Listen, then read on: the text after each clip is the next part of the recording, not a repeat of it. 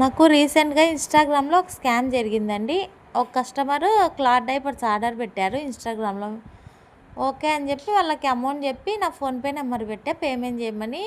వాళ్ళు ఒక 1 మినిట్ తర్వాత నాకు పేమెంట్ కంప్లీటెడ్ అని స్క్రీన్‌షాట్ పెట్టారు. కానీ నాకేమో చెక్ చేసుకుంటే అమౌంట్ రాలేదు.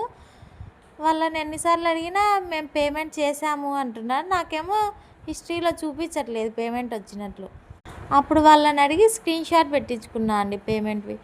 కానీ అందులో నాకు కొద్దిగా డౌటొచ్చి చాట్‌జీపీటీని అడిగా. ఈ స్క్రీన్‌షాట్‌లో పేమెంట్ రియలా? ఫేకా? అని. అప్పుడు చాట్‌జీపీటీ కొద్దిగా డౌట్‌గానే ఉంది. ఇది ఫేక్ పేమెంట్ అన్నట్టు అనింది. అని నేను ట్రాన్సాక్షన్ ఐడీ కంప్లీట్‌గా అబ్జర్వ్ చేశా అండి. మామూలుగా నార్మల్‌గా మన పేమెంట్ కరెక్ట్‌గా ఉంటే ట్రాన్సాక్షన్ ఐడీ ఏ టయానికి, ఏ డేట్‌కి మనం పేమెంట్ చేశామో కరెక్ట్ ఉంటుంది. కానీ దాంట్లో కొద్దిగా నెంబర్ డిఫరెన్స్ ఉండేసరికి వాళ్ళకి రిటర్న్‌లో అడిగా అండి. మీరు ఫేక్ పేమెంట్ చేశారు అని వాళ్ళకి చెప్పేసరికి వాళ్ళు నన్ను బ్లాక్‌లో ఏసేశారు.